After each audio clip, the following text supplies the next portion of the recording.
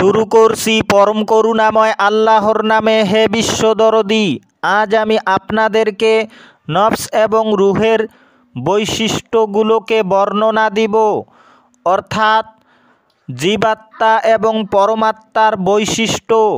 যদিও আমি আপনাদেরকে এই নফসের বিষয় বলেছি, তবুও আরও একটু এই নফসের এবং রূহের অর্থাৎ জীবাত্মা এবং পরমাত্মার বৈশিষ্ট্যগুলো আরও একটু ক্লিয়ার করছি। আপনারা ধৈর্য সহকারে শুনতে থাকুন।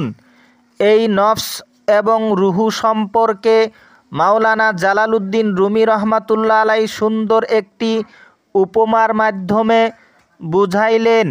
তিনি বলেন, আকলরা সৌদা ওজন ই নফস ও তবা ঈদু জুলমানি ও মুনকির আকলে সোমা। অর্থাৎ তিনি মানবাত্মাকে এবং পরমাত্মাকে স্বামীর উপমা দিলেন, আর নফসকে অথবা জীবাত্মাকে তিনি স্ত্রীর উপমা দিলেন। এই নফস কিংবা মানবীয় প্রবৃত্তি অথবা জীবাত্মা অন্ধকারাচ্ছন্ন এবং অধ্যাত্মবাদ অস্বীকারী। পক্ষান্তরে রূহ বা মানবাত্মা কিংবা চেতনা শক্তি হলো আলোময়। দেখুন, মানুষের মাঝে পরস্পর সম্পূর্ণ বিপরীত দুইটি বস্তু আছে। একটি হলো নফস কিংবা জীবাত্মা ও মানবীয় প্রবৃত্তি। এটা হলো ভৌতিক জগতের বস্তু, মানুষের ভিতরে বাষ্পজাতীয় পদার্থের সৃষ্টি, যা বিদ্যুৎ অপেক্ষাও বেশি শক্তিশালী, যাকে বিজ্ঞানের ভাষায় আত্মা বলা হয়। কিন্তু এর ভালো মন্দ যাচাই বাছাই করার ক্ষমতা তার মাঝে নাই। তা শুধু ঝোঁকের পাগল। ঝোঁকের প্রতি তার গতি ও স্থিতি। তা যেহেতু ভৌতিক জাতীয় ও নিম্ন জগতের বস্তু, তাই তার আকর্ষণ সর্বদা নিম্ন জগতের দিকেই থাকে এবং তা ভালো মন্দর বিবেচনা ও পরিণামের চিন্তাও করতে পারে না। তাই তাকে বলা হলো অন্ধকারাচ্ছন্ন। ঊর্ধ্ব জগতের উন্নতির যোগ্যতা ও অনুভূতি তার ভিতর আদৌ নেই। তাই সে পরকাল এবং পরকালের উন্নতির সিঁড়ি আধ্যাত্মবাদকে অস্বীকার করে। পক্ষান্তরে মানুষের ভিতরে বস্তুদ্বয়ের অপরটি হলো মানবাত্মা বা রূহ, যাকে চেতনা শক্তি বলা হয়। তা হলো ঊর্ধ্ব জগৎ হতে মহান আল্লাহর নির্দেশে এই মানুষের দেহে প্রবেশ করে থাকে। তাই একে বলা হয় মানবাত্মা কিংবা পরমাত্মা। মানবাত্মা, রূহ বা আকল ভৌতিক পদার্থীয় নয়, বরং ঊর্ধ্ব জগতের বস্তু। তাই তা নূরানী ও আলোময়।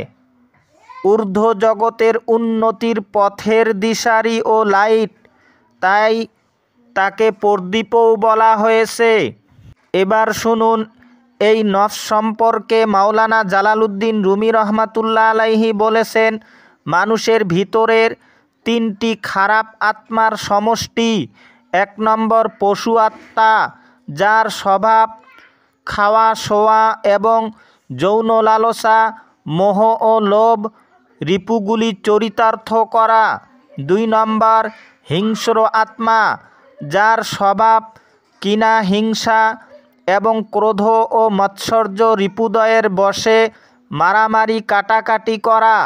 3 নম্বর হলো শয়তান আত্মা, যার স্বভাব হলো পাপাচার, অহংকার, মিথ্যা প্রবঞ্চনা, ধোঁকা ফাঁকি এবং মদরিপু চরিতার্থ করা।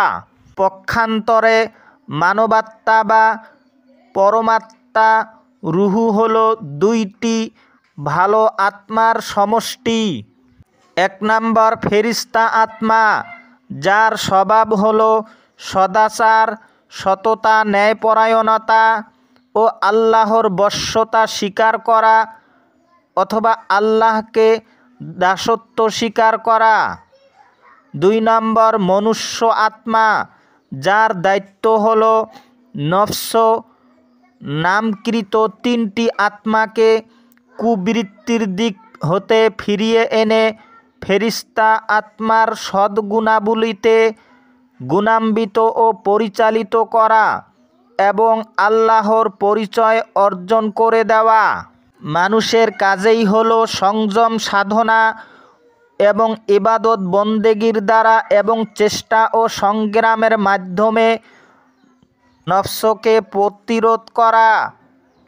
তারপর অধিক সাধনার দ্বারা নফস তথা প্রথমোক্তি 3টি আত্মাকে ফেরেশতা আত্মার বশ্যতায় আনা।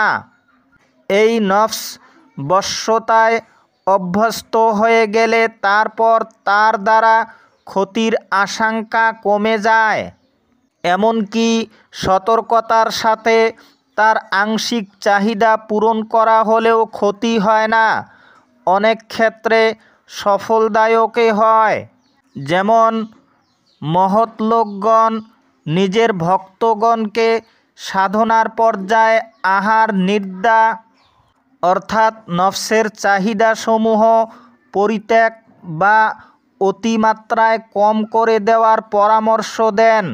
কেননা সাধনার দ্বারায় নফস ফেরেশতা আত্মার বশ্যতায় অভ্যস্ত হয়ে গেলে তখন স্বাভাবিকভাবে নফসের আর চাহিদা মিটাতে বাধা থাকে না, কারণ তখন নফসের পক্ষ হতে ক্ষতির আকাঙ্ক্ষা কমে যায়। এবং মাওলানা জালালউদ্দিন রুমি রহমাতুল্লাহ আলাইহি তিনি যে মানবাত্মাকে স্বামীর উপমা দিলেন এবং নফসের উপমা দিলেন স্ত্রীর, স্বামী স্ত্রী বিরোধ তথা আকল ও নফসের সৃষ্টিগত বিরোধ। কেননা স্বামী সবুর, ধৈর্য ও সহিষ্ণুতা এবং আল্লাহর ভরসা ও খোদা ভক্তির পক্ষপাতী, অর্থাৎ আকল বা বিবেক ওইসব সদ্গুণের আগ্রহী। পক্ষান্তরে স্ত্রী ধন দৌলতের লোভ লালসায় এবং দুনিয়ার মোহে লিপ্ত থাকে, অর্থাৎ নফস এইসব শ্রেণীর কুপ্রবৃত্তির আকর্ষণ তৈরিকারী। তাই স্বামী প্রমাণ ও যুক্তি তর্কের দ্বারা স্ত্রীকে বশে আনার প্রাণপণে চেষ্টা করে। তাই মানুষের কর্তব্যই হলো সংযম সাধনা ও ইবাদত বন্দেগীর মাধ্যমে নিজের নফসকে নিজের বিবেকের কাছে দাসত্ব স্বীকার করা, অর্থাৎ নফসকে সাধনার মাধ্যমে নিজের আওতায় এনে নফসকে পবিত্র করা। তাই হে দরদি, আপনারা এই নফস অথবা জীবাত্মা সম্পর্কে জানার চেষ্টা করুন। যদি আপনারা নিজেকে অর্থাৎ নিজের নফসকে জানতে পারেন তবে আপনাদের জীবনে আর অন্ধকার থাকবে না। তাই আত্মার অন্ধত্বই মানুষের দুর্ভাগ্যের মূল। এই ব্যাপারে মহান আল্লাহ বলেন, মান কানা ফি হাযিহি আ'মা ফাহুয়া ফিল আখিরাতি আ'মা ওয়া আযাল্লু সাবিলা। সূরা বানী ইসরাঈল আয়াত নাম্বার ৭২। অর্থ, যে ব্যক্তি এই জগতে অন্ধ থাকবে সে পরজগতে অন্ধ এবং সে পথভ্রষ্ট। আজ এতটুকু বলে আপনাদের সকলের মঙ্গল কামনা করি আমার কথা শেষ করছি। খুদা হাফিজ।